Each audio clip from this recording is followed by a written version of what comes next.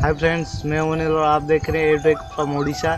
सो gas, आज हम आए और एक नया एक्सपेरिमेंट के साथ। आज एक पेपर वाला स्काई शर्ट बनाएंगे और वो पार्टी में भी यूज़ होता है ज़्यादातर। एक्चुअली वो पेपर शर्ट नहीं है, उसके अंदर मैं पॉलीथीन का जिंक यूज किया हूँ और आप चाहे तो उसके अंदर पेपर भी यूज कर सकते हैं और पीवीसी पाइप में हम उसको बनाएंगे। चलिए वीडियो को शुरू करते हैं। पहले हम उसका मेकिंग वीडियो बनाएंगे और फिर उसके बाद हम उसको ट्रायल मारेंगे। चलिए, और हमारे चैनल को सब्सक्राइब कर दीजिए क्योंकि अगले आने वाले हर एक वीडियो को पहले देखने के लिए।